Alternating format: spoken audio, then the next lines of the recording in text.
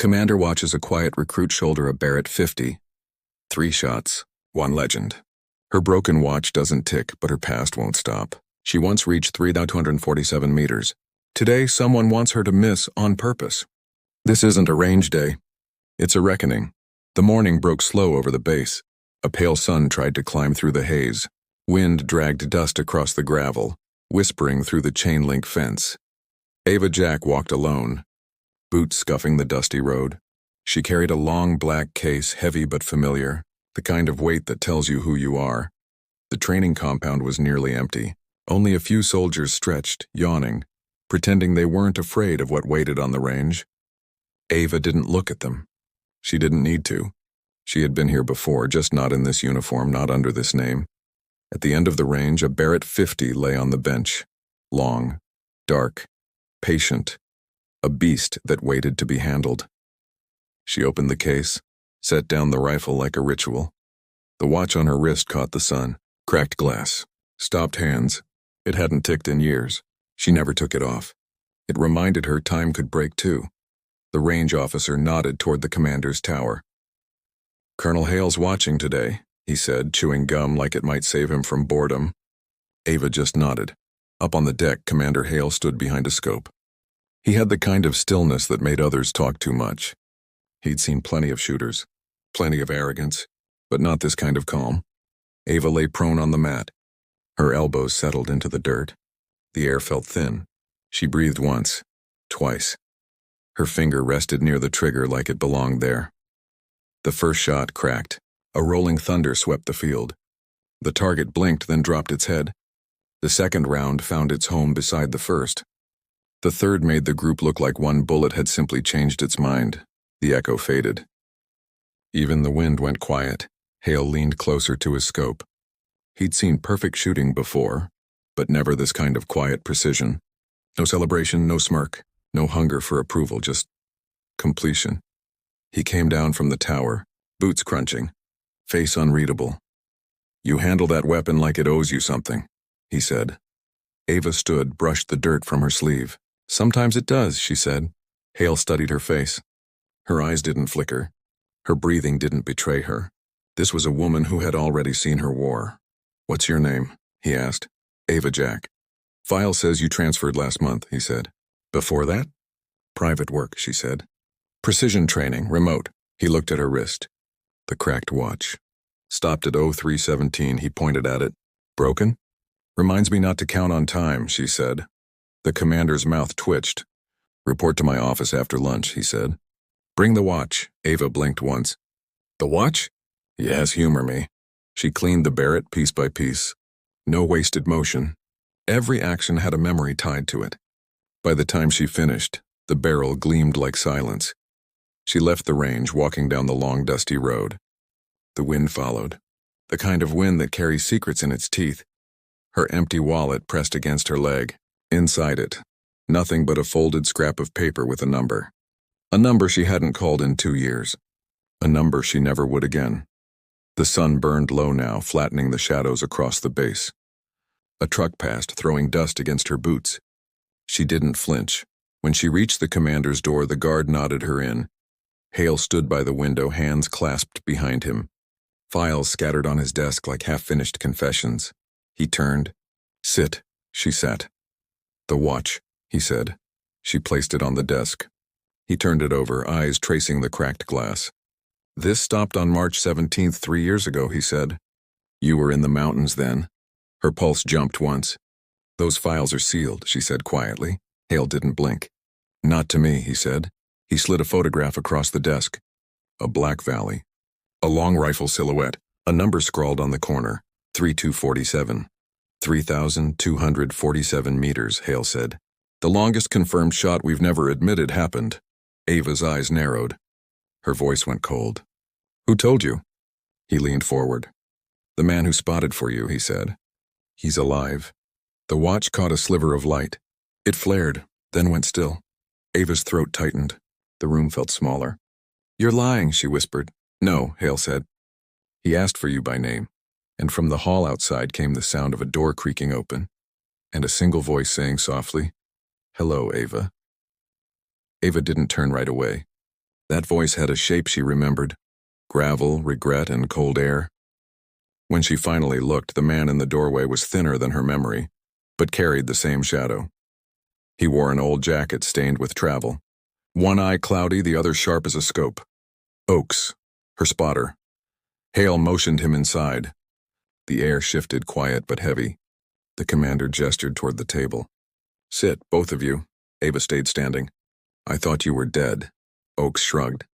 "You're not the only one who plays dead to stay alive." He set down a small pouch that jingled softly, spent brass casings, souvenirs from ghosts. Hale opened a folder. "You two held the mark at 3,247 meters. I want that distance again." Ava's jaw tightened.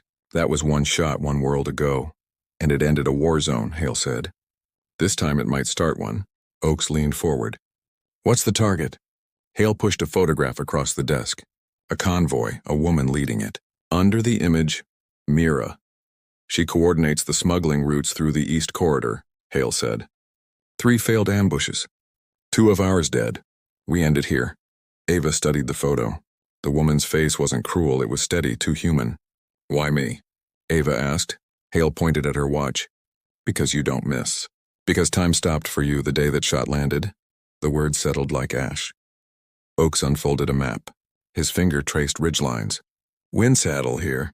Thermal lift there. If she moves at noon, we'll see her silhouette clear." Ava leaned in. "Range?" 3,000, give or take. Her pulse slowed. The distance fit her bones like memory. "I'll need the Barrett," she said, "and the same spotter who doesn't talk too much." Oakes smiled faintly. "Still allergic to conversation?" Hale nodded. "Truck leaves at 500, don't be late." Ava picked up her broken watch. The glass caught a sliver of dying light. She strapped it back on. "Time won't be an issue," she said. Outside, the base wind turned colder. The dusty road stretched ahead like a throat holding a secret. Oakes followed, limping slightly. He walked beside her but didn't speak until they reached the truck bay. "You still carry it?" he asked. She touched her pocket. The empty wallet pressed against her leg. "Yeah," she said. "You never know when nothing might be useful." He chuckled softly, a sound like old gravel rolling downhill. "You haven't changed." "Neither have you," she said. Still half blind and fully stubborn, they climbed into the truck. Engines rumbled. The horizon swallowed the last of the sun. Ava looked down at the watch. It was 0317 again. Forever 0317. She closed her eyes and saw the old valley, the one where that impossible shot had changed everything. She saw Oakes then, just as now, one eye open, one shut. She heard the wind whisper her name. The road ahead shimmered like heat or a dream pretending to be one. And somewhere deep in that dream, someone whispered a different name, her real one. She opened her eyes. "Oakes," she said quietly. "Did anyone else survive that day?" He didn't answer. He just stared at the road and said, "Ask me after the shot." The truck rolled into darkness. Dust rose behind them, soft and endless. They reached the ridge before dawn. Cold wind tore at their jackets, carrying the thin smell of iron and sage. The world below was still. No movement, no convoy, only silence waiting to be filled. Ava unpacked the Barrett with care. Bolt clean. Barrel clear. She set up the bipod, adjusted the rear bag. Her fingers moved like memory had muscles. Oakes unfolded his spotting scope. He crouched low, his one good eye against the glass. "Thermals will rise soon," he muttered. "We've got maybe 2 hours before shimmer messes with your line." Ava checked her watch. "Still dead? Still loyal?" "Good," she said. "Dead time's the only kind that doesn't lie." They waited. Wind hissed over the rocks, whispering secrets of range and direction. Ava read it like an old language. When the convoy appeared, it was small. 3 trucks, 1 armored, dust trailing like a flag. Oakes murmured distances. "Target car, front right." Mira's windows down. "She's looking east." Ava adjusted her scope. The reticle found her. A woman framed by light. Calm. Focused. The kind of face you see only once in a scope if you're lucky. Or cursed. Ava exhaled. Her finger found the trigger. Pressure. Pause. Breath out. Then something changed. Movement in the back of the truck. A child, small, hidden under tarp, lifted his head. Ava froze. Oakes whispered, "Take it." She didn't move. Her heartbeat filled her ears. "Take it, Ava." She eased off the trigger. "Not yet," she said. The convoy slowed. Dust swirled. Then, gunfire from the hills opposite. Rounds tore through the air. Not theirs, Oaks ducked. They found us. Ava rolled behind a rock, clutching the Barrett. Her empty wallet slipped from her pocket, landing open on the dirt. Inside, the paper scrap with the number fluttered once, then the wind took it. "Oaks," she shouted. "Who the hell's shooting?" He peered over the ridge, face tight. Not hers. Not ours. Ava loaded another round, chamber clicking. The watch flashed once under the sun. She pressed her cheek against the stock. Through the scope, she saw Mira dive from the truck, shouting orders, returning fire.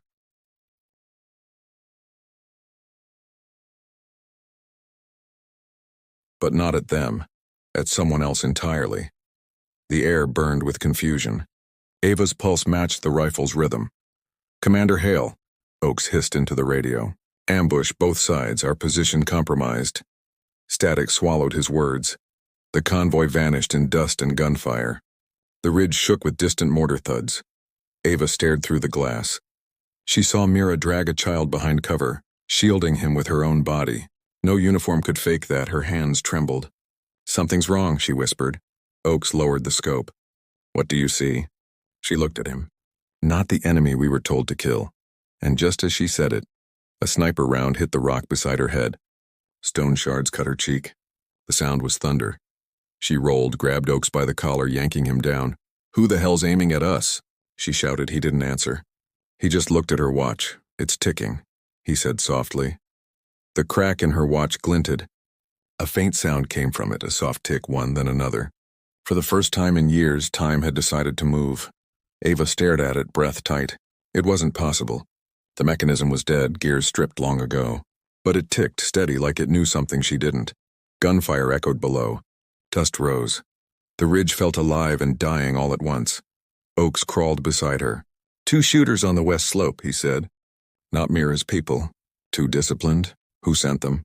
Ava asked. Oaks's mouth hardened. "Maybe the same man who sent us."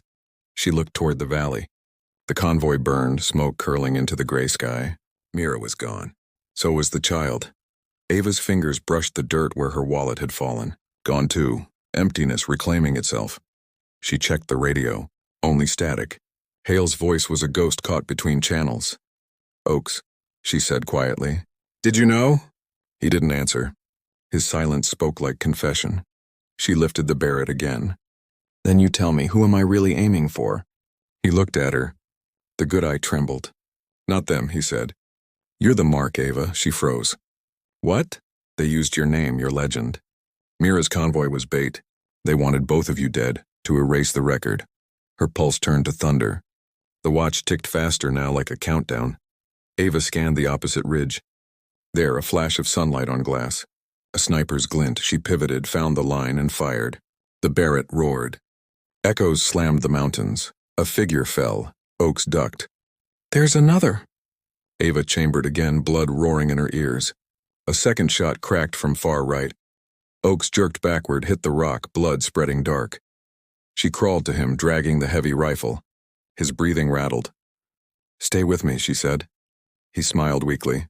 "You always did wait too long to pull the trigger." She pressed her hand against the wound. "Don't talk. Listen," he whispered. "If you find Hale again, ask him what time his watch stopped." His hand slipped. The light in his eye went still. Ava sat in the smoke, heart hammering against the broken rhythm of her watch. It kept ticking, each sound sharper than a heartbeat. She stood, the Barrett slung across her shoulder. Wind cut through the ridge, pushing the smell of burnt diesel. The valley below burned with fire and deceit. She picked up Oaks's scope, folded his map, and tucked them into her jacket. No tears, just dust and the sound of time finally moving again. She looked down the slope. Footprints, tire marks, a new trail cutting away from the wreckage. Mira was alive. Ava started walking. The road ahead shimmered, endless and uncertain. Dust rose around her boots. Behind her, the ridge whispered. The watch ticked, steady, defiant. Then the tick stopped. The silence that followed wasn't empty. It was waiting, and from the radio on her belt, a voice broke through the static. "Lieutenant Jack," it said. "Return to base immediately. Commander Hale is gone." The voice on the radio kept repeating, "Return to base. Commander Hale is gone." Ava stood still on the ridge, dust swirling around her boots. Gone. The word sat wrong in her ears. Gone didn't mean dead in her world. It meant vanished. Clean, deliberate, unfinished. She looked down at the burned valley one last time.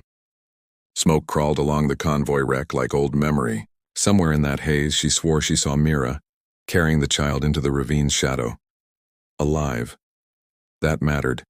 Ava picked up the Barrett, slung it over her shoulder, and began the walk back. The sun was cruel, the road endless. Her throat burned from the dust, but she didn't stop. Every few steps she touched the cracked watch. Still silent again, frozen at 03:18 now. A new time, another warning. By nightfall she reached the outer perimeter. Guards watched her approach like a ghost walking home. One of them whispered, "She's supposed to be dead." She passed them without a word. The base looked different, quieter, almost deserted. Inside the command tent, papers lay scattered, lights flickering. No Hale, no staff, only an echo of hurried exit. Ava moved through the silence. She found Hale's office door half open. The smell of burnt coffee and gun oil lingered. On his desk, a single folder waited, her name scrawled across it in black ink. She opened it. Inside were photos, satellite captures of the ridge, heat signatures, timestamps. Someone had tagged two shapes, Sniper A and Sniper B. The second tag circled her. Ava's stomach turned cold. They hadn't sent her to take the shot. They'd sent her to be taken. Footsteps crunched behind her. She turned, rifle half raised. Mira stood in the doorway. Same jacket, same eyes, but now smeared with soot, a bandage on her arm. No weapon, just a stare that burned with truth. "You weren't supposed to live," Mira said softly. Ava lowered the barrel. "Neither were you." Mira stepped closer. "He sent us both to the same grave. I figured that out when your bullet saved my life." They stared at each other, the air thick with what-ifs. Mira nodded at the desk. "You saw the file?" "Yeah," Ava said. "Hale wrote both our obituaries before sunrise. Then we're already dead," Mira said. Her voice didn't break, it sharpened. "Now we find out why." Ava slid the folder toward her. "Start talking." Mira reached into her pocket and pulled out a small flash drive. "This was supposed to reach the border," she said. "Proof that Hale's been running both sides, feeding coordinates to insurgents and pocketing their trade routes." Ava stared. "You're saying he's the one who armed them?" "I'm saying he built them," Mira said. "And when people like us get too close, he erases the board." A generator outside coughed to life. The light flickered. Ava felt the ground shift beneath the story. She closed the folder, slid it into her jacket. "Then we don't go back to command," she said. "We burn it," Mira nodded. "I know where he went. He won't expect company." Ava adjusted her rifle strap. "Lead the way." They stepped out into the night. The road stretched in front of them, dust shimmering under a crooked moon. Behind them, the command tent lights flickered once more, then went dark completely. Ava looked at her watch. The second hand twitched. Freesrain time was moving again, and it was following them. They found him at dawn. Hale's jeep sat alone near an abandoned radar station, its tires half buried in dust. The building was small, made of old steel, leaning against the wind. A perfect place for someone who thought shadows could protect him. Ava and Mira moved through the brush in silence. Every footstep planned, every breath measured. Ava's hand brushed the broken watch. It ticked once, faint but alive. They entered the station. Inside, maps, radio parts, open files, and Hale. Standing near the window, watching the sunrise like a man waiting for his last confession. He didn't turn when he spoke. "I knew you'd survive, Ava, you always do." "That's the problem." Mira aimed her pistol. "End this, Hale." He turned slowly, hands raised halfway, smiling just enough to remind them he'd planned this moment too. "You think you know what I did," he said. "But you only saw the smoke, not the fire. You sold us," Ava said. "You sold everyone." "I kept balance," he said. "Someone has to. Governments shift. Wars trade names. But men like me keep the lights on." Ava's finger tightened on the trigger. "And Oaks?" His eyes flickered. "Collateral." He chose the wrong side. Her breath caught. The room spun around his words. Mira stepped closer. "So who's the right side now?" Hale glanced at her, almost pitying. The side still breathing. Then his hand darted toward his holster. Two shots exploded. One from Hale's gun. One from Ava's Barrett. The echo rolled through the hollow metal walls. When the dust settled, Hale lay on the floor, eyes open, disbelief frozen in them. Smoke hung in thin ribbons. Ava stood over him, chest heaving. Mira lowered her weapon slowly. Ava looked at Hale's wrist. His watch, identical to hers, stopped at 03:19. Her own watch ticked once, then stopped again. Same time, Mira whispered, "You think it means something?" Ava looked out the window. The sun was climbing fast. "Yeah," she said. "It means it's over." They searched the room, found ledgers, drives, evidence, everything Hale had built. Ava packed them into a single duffel. When they stepped outside, the wind was softer now. No smoke, just light. The dusty road waited again. Endless. Familiar. Ava slid her hands into her pockets. The empty wallet was still there, creased, folded, loyal. She smiled faintly. Guess nothing's still useful after all. Mira glanced at her. "Where will you go?" "Where the wind doesn't lie," Ava said. Mira nodded. "I'll find you." "Maybe," Ava said. "If time lets you." They parted at the fork. Mira east, Ava west. Two silhouettes walking into different silences. Ava reached the crest of the hill and looked back once. The world below was small.